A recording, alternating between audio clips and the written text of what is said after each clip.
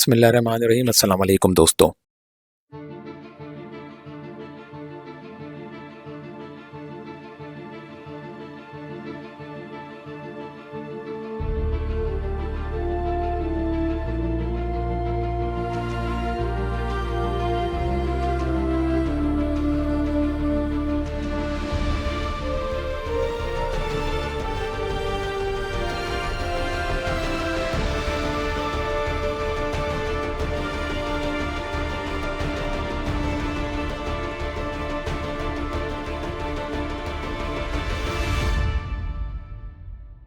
दोस्तों, मुत्तहदा अरब इमारात आने के बाद मुख्तलिफ मुस्लिम ममालिक के शहरियों से मुलाकात हुई तो अंदाज़ा हुआ कि पाकिस्तान के दो आलिम ऐसे हैं जिन्हें पाकिस्तान से बाहर भी दीनी कुतुब पढ़ने वाली या दीन से रग़बत रखने वाली अवाम जानती है।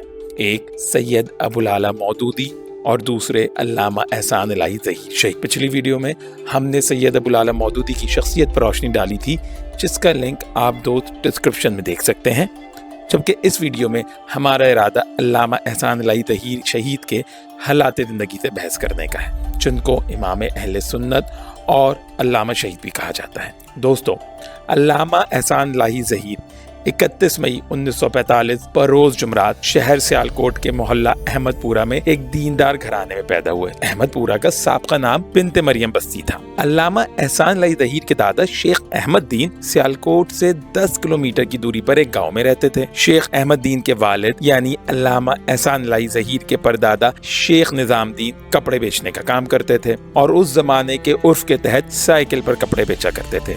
शेख अहमद दीन ने अपने वालिद के कारोबार को ही आगे बढ़ाया और इस गर्ज से वो गांव छोड़कर सियालकोट बिन्ते मरियम नामी बस्ती या मोहल्ला कहले में आकर बस गए। यहाँ शेख अहमद दीन का कारोबार तरक्की करने लगा और उन्होंने कपड़े की बाकायदा दुकान डाल ली। आहिस्ता आहिस्ता शेख अहमद दीन के दीगर रिश्तेदार भी बिन्ते मरियम बस्ती में आकर बसने लगे और खुद शेख अहमद दीन का घराना भी बढ़ने लगा। और फिर देखते ही देखते बस्ती में शेख अहमद दीन के खानदान वालों की इस कदर कसरत हो गई कि बस्ती का नाम बिन्ते मरियम से बदलकर शेख अहमद दीन के नाम पर अहमदपुरा रख दिया गया। दोस्तों, अल्लामा एहसान इलाही ज़हीर के वालिद शेख ज़हूर इलाही अपने वालिद शेख अहमद दीन के अकलौते बेटे थे। शेख अहमद दीन ने औलाद नरीना की ख्वाहिश में 3 शादियां की थी और अहमद दीन की तीसरी ज़ौजा के बदन से शेख ज़हूर इलाही मुतवल्लिद हुए थे। अल्लामा एहसान इलाही ज़हीर के वालिद हाजी ज़हूर इलाही अहले हदीस आलिम मौलाना इब्राहिम मीर सियालकोटी के अकीदतमंदों में से थे। इसी अकीदतमंदी के तहत उन्होंने अपने बेटे अल्लामा एहसान इलाही को हाफिज और आलिम बनाने का फैसला किया।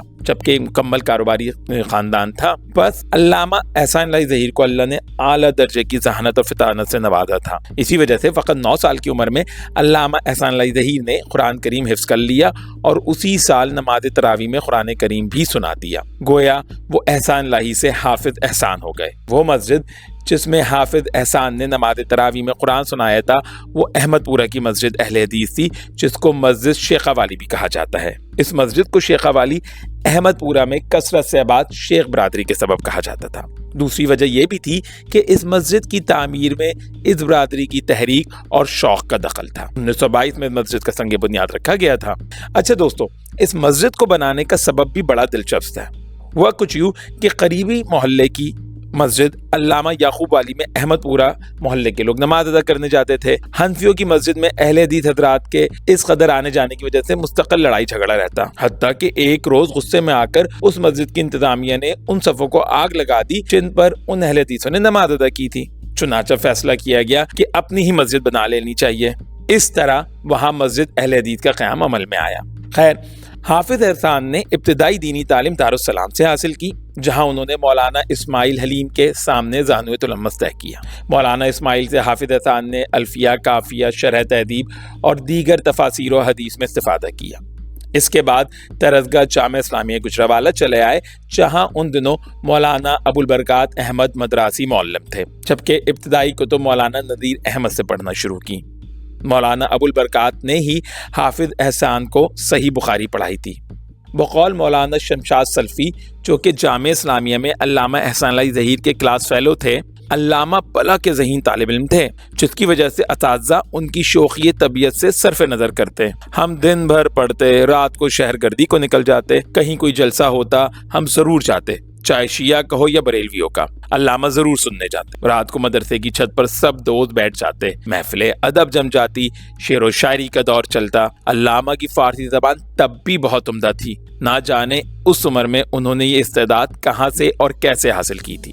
خیر دوستو، جامعہ اسلامیہ گجرانوالہ سے فراغت کے بعد علامہ احسان الہی نے جامعہ سلفیہ فیصل آباد میں داخلہ لیا، جہاں علوم و فنون عقلیہ کے ماہر جناب مولانا شریف سواتی سے انہوں نے معقولات کا درس لیا۔ جامعہ سلفیہ آنے کی ایک بڑی وجہ مشہور محدث حافظ محمد گوندلوی کی صحبت و شاگردی اختیار کرنا تھا، چونکہ اس زمانے میں جامعہ سلفیہ فیصل آباد میں مسند تدریس پر فائز تھے۔ حافظ محمد گوندلوی کے علمی مقام و مرتبے کا اندازہ اس سے لگایا جا سکتا ہے کہ جب شیخ ناصر الدین البانی نے مدینہ یونیورسٹی سعودیہ کو چھوڑا تو ان کی جگہ حافظ محمد گوندلوی کا انتخاب کیا گیا۔ علامہ احسان الہی ظہیر حافظ محمد گوندلوی کے اس قدر معتقد تھے کہ آپ کے بارے میں ایک تقریر میں فرماتے ہیں کہ روئے زمین پر میں نے آج تک حافظ محمد گوندلوی سے بڑا عالم نہیں دیکھا۔ جب مجھ سے پوچھا گیا کہ ان کی کسی کتاب کا نام بتاؤ تو میں نے کہا تھا کہ کسی بڑی کتاب کو چھوڑو، مجھ کو دیکھ لو کہ میں ان کی ایک چھوٹی سی کتاب ہوں۔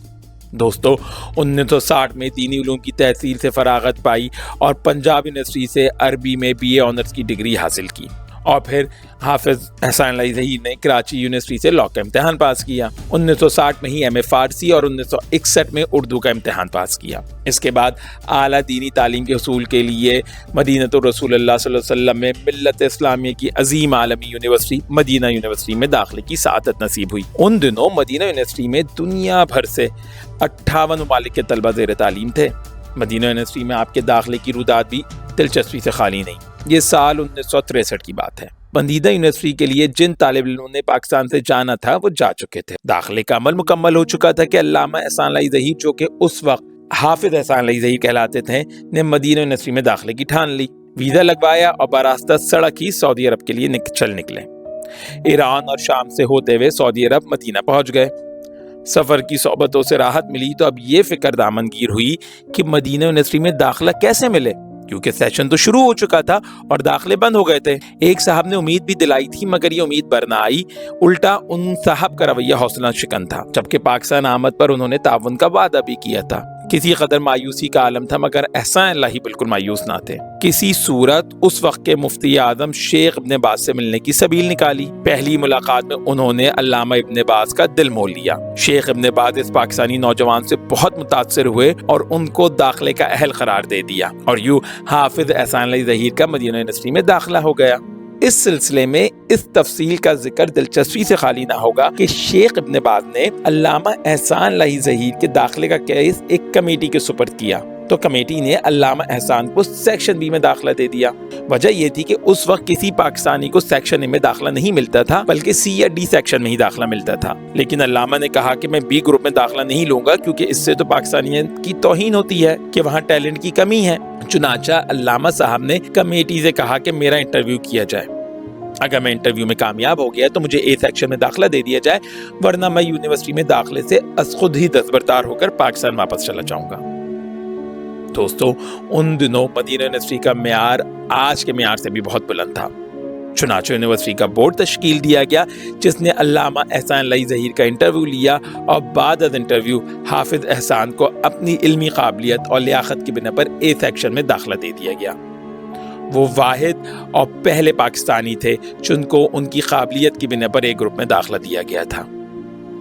مدینہ یونیورسٹی میں علامہ احسان الہی ظہیر نے دنیا اسلام اور تاریخ کے نامور، معتبر اور وقت کے ممتاز علماء کرام سے علم حاصل کیا۔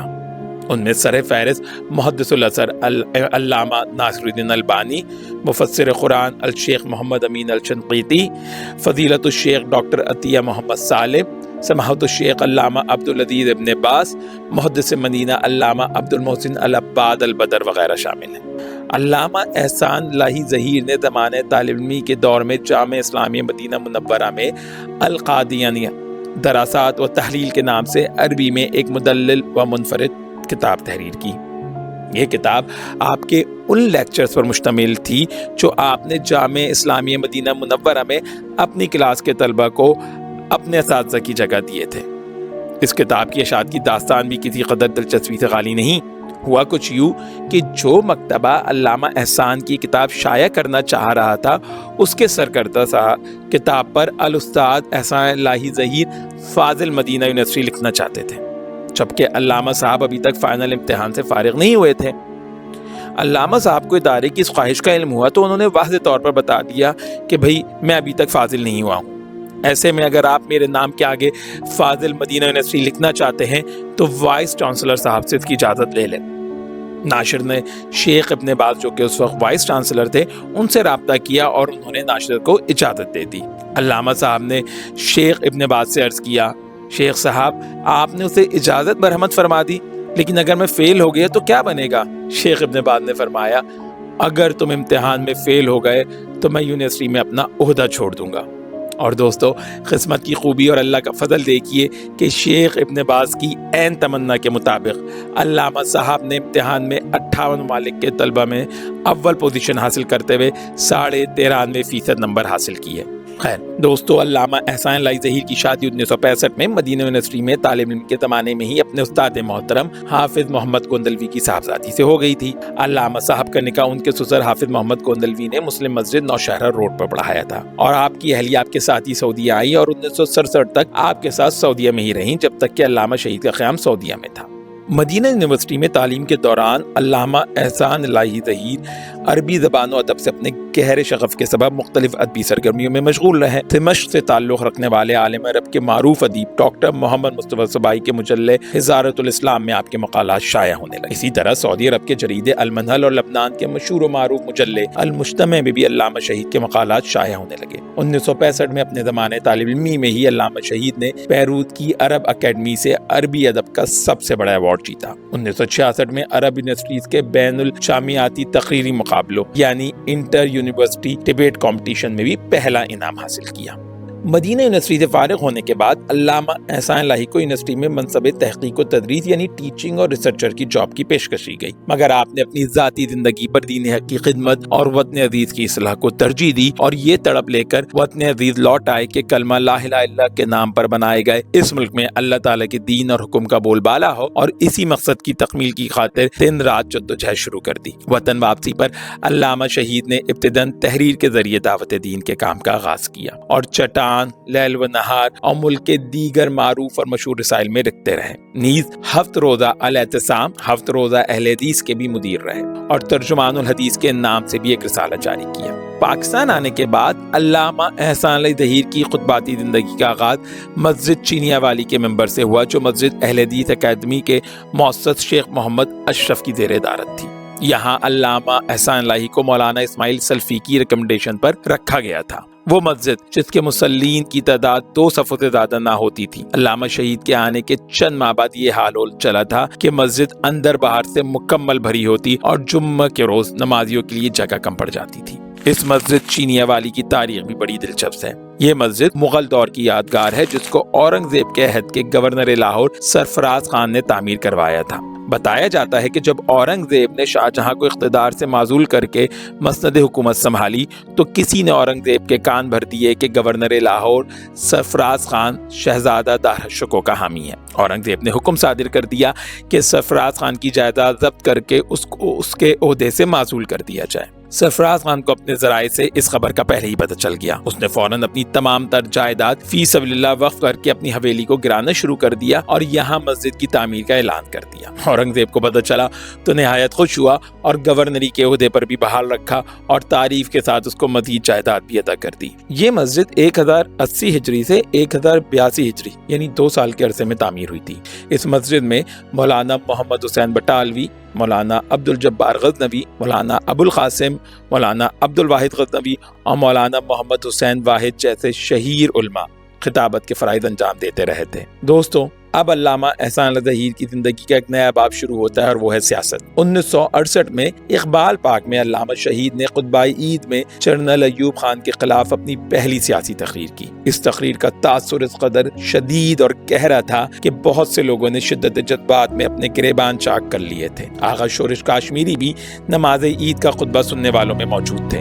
نماز عید کے بعد وہ علامہ شہید سے ملے اور ان کو خراج تحسین پیش کرتے ہوئے کہا کہ میں خود بھی فن کتابت میں بہت زیادہ دسترس رکھتا ہوں، مگر میں یقین کے ساتھ کہہ سکتا ہوں کہ احسان لاہی اگر تم آئندہ سے کتابت چھوڑ دو تو تمہاری صرف اس ایک تقریر سے تمہیں بر صغیر پاک و ہند کے چند بڑے خطیبوں میں شمار کیا جا سکے گا، جبکہ علامہ احسان کی عربی خطابت کی بابت تو ڈاکٹر مصطفیٰ صباحی کا یہ جملہ ہی کافی ہے کہ لوگ مجھے عالم عرب کا سب سے بڑا خطیب کہتے ہیں اور میں کہتا ہوں کہ تم مجھ سے بڑے خطیب ہو۔ یہ نوابزادہ نصر اللہ خان کا یہ جملہ کہ آپ پاکستان کے سب سے بڑے خطیب ہیں جو کسی بھی عنوان پر فی البدیہہ گفتگو کر سکتے ہیں۔ خیر دوستو، پھر سیاسی تقاریر کا سلسلہ جاری رہا اور بھٹو دور میں علامہ احسان لاہی کو قید و بند کی صحبتیں بھی برداشت کرنا پڑی۔ آپ پر کئی مقدمات بھی دائر کیے گئے۔ سیاسی مخالفتوں کے ساتھ ساتھ ان قید و بند اور صحبتوں کی ایک بڑی وجہ یہ بھی تھی کہ علامہ شہید نے سقوط ڈھاکہ کے نتائج کو یکسر نامنظور کرتے ہوئے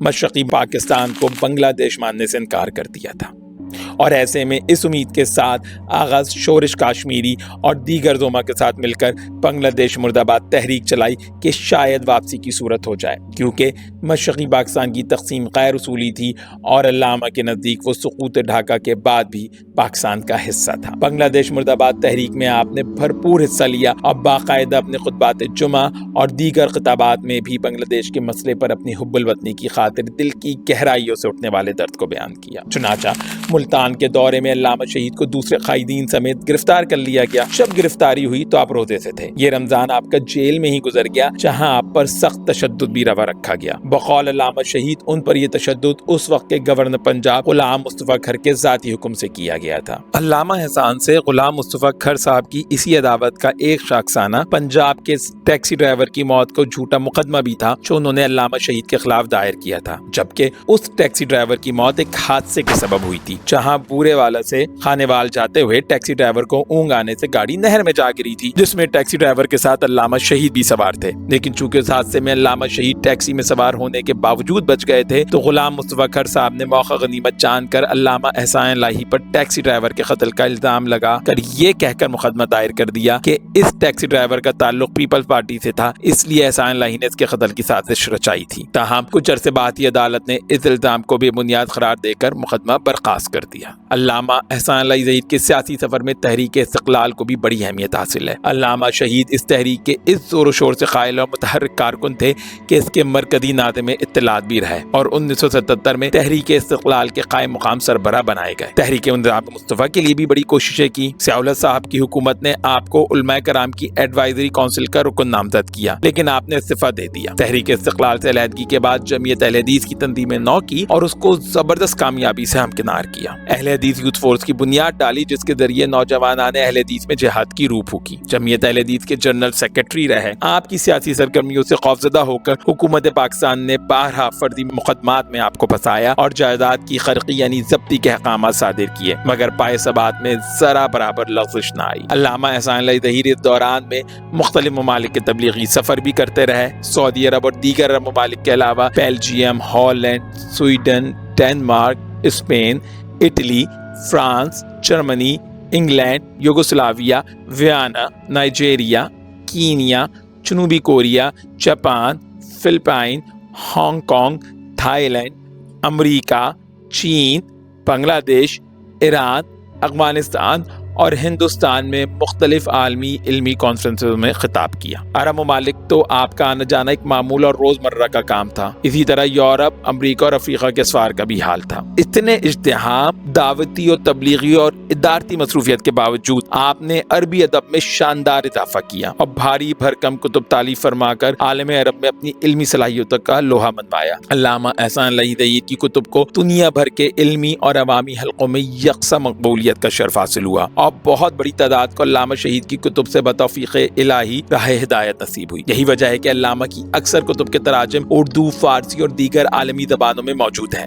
آپ نے جس موضوع یا جس باطل فرقے پر قلم اٹھایا، اللہ کے فضل و کرم سے اس کا حق ادا کر کے دکھایا اور آج تک آپ کی کسی بھی کتاب کا کوئی علمی جواب نہیں دے سکا۔ علامہ احسان ظہیر شہید کی چند اہم کتابوں کے نام یہ ہیں: القادنیہ، دراسات و تحلیل، التصوف، مرزائیت اور اسلام، البابیہ، عرض و نقد، البہائی الطحاویہ، نقد و تحلیل، الشیعہ والسنہ، الشیعہ والقرآن، البریلویہ، عقائد و تاریخ، الاسماعیلیہ، الشیعہ و اہل بیت، بین الشیعہ و اہل سنت۔ ان میں سے اکثر کتب کے 10 سے زیادہ ایڈیشن نکل چکے ہیں۔ دنیا کی کئی زندہ زبانوں میں علامہ احسان الہی کی کتابوں کے ترجمے ہوئے ہیں۔ الشیعہ و سنہ کے صرف انڈونیشین زبان میں 3 ترجمے ہوئے ہیں، جن میں ایک پر پیش لفظ انڈونیشیا کے وزیر اعظم ڈاکٹر محمد ناصر نے لکھا ہے، جبکہ کتاب بین الشیعہ و اہل سنہ کی تالیف کی کہانی بھی بڑی دلچسپ ہے۔ ہوا کچھ یوں کہ علامہ احسان الہی ظہیر مصر کے 15 روزہ سفر پہ تھے۔ وہاں ان کو پتہ چلا کہ ان کی کتاب الشیعہ و سنہ کے جواب میں ایک شیعہ عالم نے کتاب لکھی ہے۔ علامہ شہید نے اس جواب کو دیکھا اور وہیں بین الشیعہ و اہل سنت کے نام سے اس کا جواب الجواب لکھنے کا فیصلہ کر لیا۔ ایک مصری دوست کی لائبریری میں بیٹھ گئے اور جواب لکھنا شروع کیا، ساتھ ساتھ اس کی کمپوزنگ بھی شروع کروا دی۔ دونوں کام ختم کروا کے اس کی طباعت کا انتظام کیا۔ اس طرح 15 روزہ اس دورے میں تقریباً 300 صفحات کا جواب لکھ کر طبع کرا کر اور پھر سارا ایڈیشن فروخت کر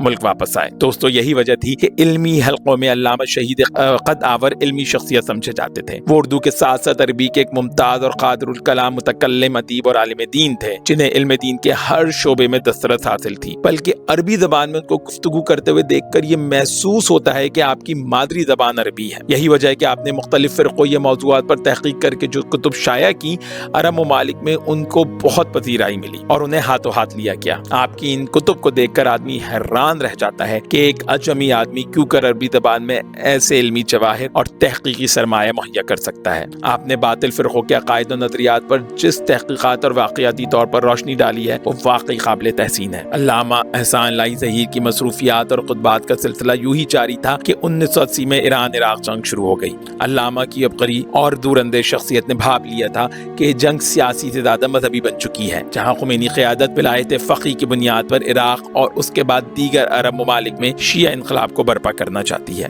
اسی زمانے میں علامہ احسان الہی ظہیر امریکہ کے دورے پہ گئے تو وہاں آپ کی اسی پس منظر میں کئی ایک تقاریر ہوئی۔ اس کے علاوہ علامہ شہید کی شیعہ سے متعلق کتب بھی منظر عام پر آ چکی تھی۔ ان کتب اور تقاریر کی وجہ سے ایرانی حکومت علامہ شہید کی دشمن تھی۔ اس پس منظر میں کچھ شیعوں نے امریکہ میں آپ پر قاتلانہ حملہ کر دیا۔ فلسطینی طلبہ ان کے آڑے آئے اور اللہ تعالیٰ نے آپ کی جان بچا لی، لیکن فلسطینی طلبہ اور چند مخلص احباب کے اصرار کی وجہ سے علامہ احسان کو امریکہ کا دورہ مختصر کر کے واپس آنا پڑا۔ امریکہ سے واپس آنے کے بعد کچھ عرصے بعد علامہ احسان الہی ظہیر نے 1984 میں اہل حدیث یوتھ فورس کی بنیاد رکھی، جس کے پہلے صدر محمد خان نجیب اور جنرل سیکرٹری قاضی عبدالقدیر خاموش تھے۔ علامہ شہید نے جمعیت اہل حدیث اور اہل حدیث یوتھ فورس کی ترقی کے لیے سڑ توڑ کوششیں کی اور ہر ممکن طریقے سے ان تنظیمات کو سینچا۔ 1977 میں ذوالفقار علی بھٹو کی حکومت کا تختہ الٹ کر جب جنرل ضیاء الحق نے فوجی آمریت کا نفاذ کیا تو اس وقت کچھ عرصے علامہ احسان الہی ظہیر جنرل ضیاء کی حکومت میں ان کی بنائی علماء ایڈوائزری کونسل کے ممبر رہے، تاہم جلدی اس کونسل سے استعفیٰ دے کر وہ جنرل ضیاء الحق کے شدید مخالف ہو گئے، یہاں تک کہ جنرل ضیاء حکومت کی طرف سے پیش کردہ شریعت بل کی بھی شدید مخالفت کی۔ جب علامہ احسان الہی ظہیر سے جنرل ضیاء الحق کی اس قدر شدید مخالفت کی بابت پوچھا گیا تو انہوں نے جواب دیا کہ میرا خیال تھا کہ جنرل ضیاء نفاذ اسلام کے لیے مخلص تھے، ویسے بہت زیادہ خوش فہمی نہیں تھی، تاہم بدگمانی بھی نہیں تھی۔ انہوں نے ابتداً 10-12 علماء پر مشتمل ایک ایڈوائزری کونسل قائم کی تھی اور مجھے اس نعام نہاد ایڈوائزری کونسل کا رکن نامزد کیا تھا، لیکن جب مجھے یقین ہو گیا کہ جنرل محمد ضیاء الحق اسلام کے لیے مخلص نہیں ہے تو میں نے اس ایڈوائزری کونسل کی رکنیت سے استعفیٰ دے دیا تھا۔ دوستو، یہی وجہ تھی کہ علامہ شہید کی تقریر و تحریر میں جنرل ضیاء کے لیے بہت تلخی تھی۔ اس زمن میں یہ بات بھی قابل لحاظ ہے کہ علامہ احسان الہی ظہیر جس حوالے سے جنرل ضیاء الحق پر شدید تنقید کرتے تھے وہ سود کا معاملہ تھا۔ جنرل کی اپنی بنائی ہوئی شرعی عدالت نے جب سود کے خلاف فیصلہ دیا تو جنرل صاحب کی حکومت نے اپنی اسی عدالت کے خلاف باقاعدہ سپریم کورٹ میں جا کر اپیل دائر کر دی اور اس فیصلے پر حکم امتناعی یعنی اسٹے آرڈر لے آئے۔ جنرل ضیاء الحق اور علامہ احسان ظہیر کے درمیانی تلخی اور دوری علامہ کی شہادت تک موجود رہی۔ کبھی حکومت کی طرف سے علامہ شہید کی جائیدادیں ضبط کر لی جاتی تو کبھی ان کو انکم ٹیکس کیسز میں پھنسانے کی کوشش کی جاتی، یہاں تک کہ علامہ کے مرض الموت میں جبکہ ان کی حالت انتہائی تشویشناک تھی ان کو سعودی عرب جانے کے لیے NOC دینے میں بھی ایک دن کی تاخیر کی گئی اور شاید اگر یہ تاخیر نہ ہوتی تو علامہ شہید کو بچایا جا سکتا تھا۔ علامہ احسان الہی ظہیر اور جنرل ضیاء الحق کے مابین یہ عداوت و مخالفت اس قدر بڑی ہوئی تھی کہ جب علامہ بم دھماکے میں زخمی ہو کر لاہور کے ایک اسپتال میں زیر علاج تھے تو اس وقت کرنل ناصر صاحب جنرل ضیاء کے نمائندے کے طور پر ان کی طرف سے پھولوں کا گلدستہ لے کر علامہ کی عیادت کو آئے۔ علامہ اپنے جذبات پر قابو نہ رکھ سکے اور کہا کہ جاؤ ضیاء الحق کو جا کے کہہ دینا کہ اس نے اچھا نہیں کیا، میں بدلہ لوں گا، اور پھر گلدستہ باہر پھینکوا دیا۔ بقول ابو بکر قدوسی صاحب، یہ علامہ شہید کی طرف سے جنرل ضیاء کے خلاف FIR تھی۔ یہی وجہ رہی کہ علامہ احسان علی ظہیر کے شہید ہونے کے بعد اہل حدیث عوام کی طرف سے حکومت مخالف مظاہروں کا سلسلہ شروع ہو گیا، اور اس سلسلے میں پہلا تصادم حکومت اور جماعت کے نوجوانوں کے درمیان ناصر باغ لاہور میں ہوا، جہاں علامہ شہید کا غائبانہ نماز جنازہ پڑھا کر احتجاجی جلوس مال روڈ کی طرف بڑھ رہا تھا کہ پولیس نے اس کو زبردستی روکنا چاہا اور گرفتاری عمل میں لائی گئی۔ اسی طرح کا ایک اور پرتشدد واقعہ گجرانوالہ میں بھی ہوا۔ اس کے بعد جماعت نے باقاعدہ احتجاجی تحریک چلائی اور مال روڈ پر ایک بھوک ہڑتالی کیمپ شروع کیا گیا کہ علامہ کے قاتلوں کو فوراً پکڑا جائے۔ اسی طرح شاہین میدان مسجد شہدہ میں بھی احتجاجی جلسہ کیا گیا، جبکہ کفن پوش جلوس چینیا والا مسجد سے بھی نکالا گیا۔ خیر دوستو، اب ہم اس واقعے کی جزیات کی طرف آتے ہیں جس کے سبب علامہ احسان علی ظہیر کی شہادت کے بعد یہ تمام حالات پیدا ہوئے تھے، یعنی علامہ صاحب کی شہادت کا واقعہ۔ ہوا کچھ یوں کہ جمعیت اہل حدیث نے 23 مارچ 1987 کو مینار پاکستان کے زیر سایہ قلعہ لشمن سنگھ میں سیرت النبی صلی اللہ علیہ وسلم اور یوم پاکستان کے حوالے سے ایک جلسہ منعقد کیا، جس میں علامہ احسان علی ظہیر بھی موجود تھے۔ جلسے میں مولانا حبیب الرحمان یزدانی کی تقریر کے بعد جناب علامہ شہید کا خطاب شروع ہوا۔ آپ کا باطل شکن خطاب اپنے نقطۂ عروج کو پہنچ رہا تھا۔ ابھی 20 منٹ کی تقریر ہی کر پائے تھے کہ بم کا انتہائی خوفناک لردہ خیز دھماکہ ہوا۔ یہ بم ایک نہایت خوبصورت اور بڑے گلدستے میں رکھ کر پنڈال تک لایا گیا تھا، جو علامہ شہید کی بائیں ٹانگ کی طرف رکھ دیا گیا تھا۔ اسٹیج تک اس گلدان کو کون لایا تھا اس کا پتہ نہیں کہ اس وقت کئی گلدستے اور گلدان آ رہے تھے۔ البتہ چونکہ یہ گلدان سب سے زیادہ خوبصورت اور بڑا تھا تو اسے اظہار عقیدت علامہ شہید کے ہی ایک واقف کار نوجوان نے ان کی بائیں ٹانگ کے پاس رکھ دیا تھا۔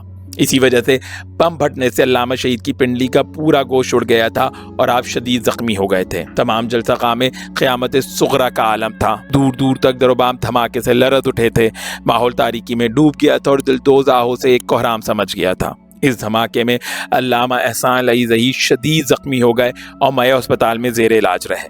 ڈاکٹروں نے زہر کو روکنے کے لیے بائیں ٹانگ کو کاٹنے کا مشورہ دیا، جسے علامہ صاحب نے سختی سے رد کر دیا۔ دوسری جانب عراقی صدر صدام حسین اور سعودی حکومت کی طرف سے پیشکش تھی کہ آپ علاج کی غرض سے ہمارے یہاں جائیں۔ آپ نے شاہ فہد کی دعوت کو قبول کرتے ہوئے سعودیہ جانے کا عندیہ دیا، لیکن انتہائی حیرت کی بات ہے کہ آپ کی تشویشناک حالت کے باوجود آپ کو سفر کرنے کے لیے ضیاء حکومت کی طرف سے فی الفور NOC جاری نہیں کیا گیا۔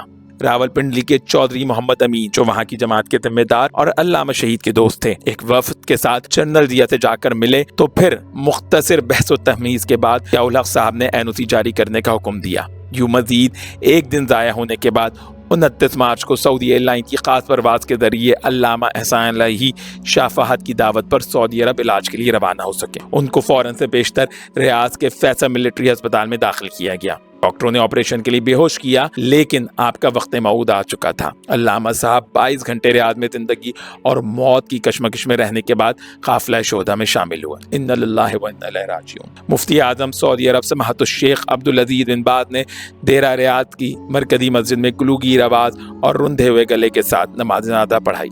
نماز جنازہ کے بعد آپ کے جد خاکی کو نبی کریم صلی اللہ علیہ وسلم کے شہر مدینہ منورہ لے جایا گیا۔ مسجد نبی صلی اللہ علیہ وسلم کا برسوں سے معمول ہے کہ بڑے سے بڑے آدمی کی میت بھی آ جائے تو مسجد نبی میں انتہائی مختصر اعلان ہوتا ہے کہ جنازہ ہے اور اس پر نماز ہوگی، لیکن شاہ فیصل کے بعد دوسری شخصیت علامہ شہید کی تھی، جس کے لیے اعلان کرنے والے نے اعلان کیا کہ آج عالم اسلام کی عظیم شخصیت امام اہل سنہ نبی کریم صلی اللہ علیہ وسلم کی حرمت کے نقیب صحابہ کے دفاع کا فرید انجام دینے والے شہید کا جنازہ ہے۔ کتنی ہی دیر رندھی ہوئی آواز اور آنسوؤں کے بیچ اعلان اور ذکر احسان ہوتا رہا۔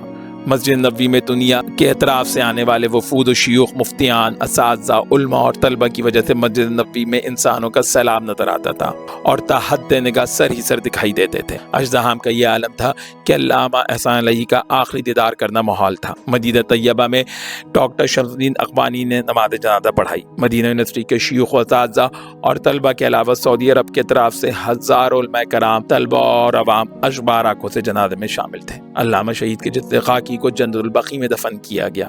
آپ کو یہ سعادت نصیب ہوئی کہ آپ کی قبر امام مالک کی قبر کے پہلو میں ہے، جس کے دائیں طرف نبی کریم صلی اللہ علیہ وآلہ وسلم کی ازواج مطہرات کی مبارک قبریں ہیں، اور تھوڑے ہی فاصلے پر نبی کریم صلی اللہ علیہ وسلم کے صاحبزادے سیدنا ابراہیم رضی اللہ تعالیٰ عنہ کی قبر ہے۔ دوستو، علامہ احسان اللہ ظہیر شہید نے اپنے پیچھے سوگوان میں 3 بیٹے اور 5 بیٹیاں چھوڑی۔ ان کے بڑے بیٹے حافظ ابتسام الہی ظہیر ہیں، جو ملکی سیاست میں کافی فعال اور ایکٹیو ہیں۔ اس کے بعد معتصم الہی ظہیر ہیں، جو بطور پیشہ تاجر ہیں، جبکہ اکثر و بیشتر تبلیغی پروگراموں میں بھی شرکت کرتے نظر آتے ہیں۔ تیسرے بیٹے جناب شام الہی ظہیر ہیں، جن کا اپنا کاروبار ہے، جبکہ چند کتابوں کے مصنف بھی ہیں اور ٹی وی پروگراموں میں بھی شرکت کرتے اسلام کا پیغام پھیلاتے نظر آتے ہیں۔ اسی طرح علامہ احسان الہی ظہیر کی تمام بیٹیاں شادی شدہ ہیں۔ ڈاکٹر محمد اکرام علامہ احسان کے سب سے بڑے داماد ہیں، جو ریاض میں مقیم ہیں۔ انہی کے بیٹے ڈاکٹر سبیل اکرام آج کل سوشل میڈیا پر کافی مشہور اور وائرل ہوئے ہیں۔ ڈاکٹر سبیل اکرام میڈیکل ڈاکٹر ہونے کے ساتھ ساتھ حافظ قرآن بھی ہیں اور رمضان میں تراویح بھی پڑھاتے ہیں۔ علامہ احسان الہی ظہیر کے دوسرے داماد عدنان سرور صاحب ہیں، جن کی سیالکوٹ میں فٹ بال مینوفیکچرنگ فیکٹری ہے۔ ان کے تیسرے داماد شیخ رضوان مقبول ہیں، جو ایک کاروباری شخصیت ہیں، جبکہ چوتھے نمبر پر محسن جاوید صاحب ہیں، جو کپڑوں کے کاروبار سے منسلک ہیں، اور سب سے چھوٹے اور 5ویں داماد مکتبہ قدوسیہ لاہور کے کرتا دھرتا اور سوشل میڈیا کی معروف اور ہر دل عزیز شخصیت جناب ابو بکر قدوسی صاحب ہیں۔